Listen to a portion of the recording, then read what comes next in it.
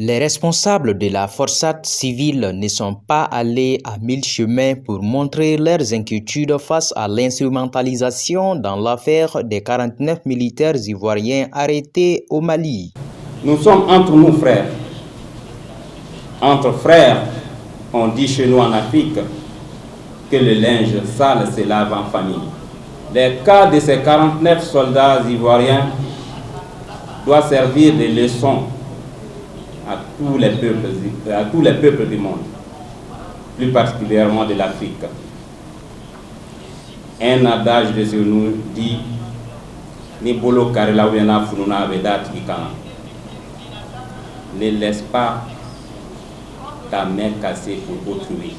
Ils ont rappelé à la Coalition nationale pour le sursaut CONASU, une organisation pour la libération des 49 militaires, que le Mali est un pays souverain et que cette affaire est déjà à la justice malienne. La sortie de ce mouvement ivoirien CONASU nous oblige à apporter un certain nombre de réponses et de clarifications.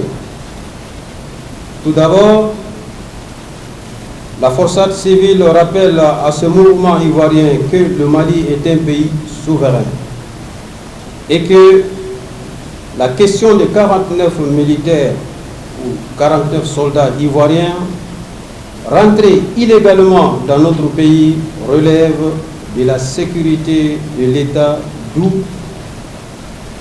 sa judiciarisation. Pour la forçate civile, la question de ces 49 militaires ivoiriens ne doit pas impacter la libre circulation des populations et leurs biens dans les deux pays. Les deux peuples frères ivoiriens et maliens n'ont rien à voir avec cette affaire qui, pour le moment, doit se traiter entre États et États.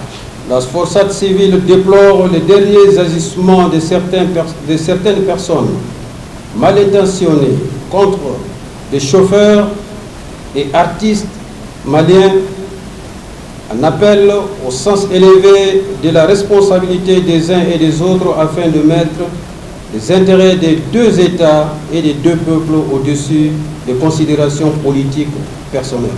Rappelons qu'après une première rencontre entre les deux parties au Togo sous la direction du président Faure Gnassingbé, une deuxième rencontre est prévue dans les jours à venir afin de trouver une issue favorable. En attendant, la justice malienne a mis un mandat de dépôt sur ces soldats pour atteinte à la sûreté de l'État.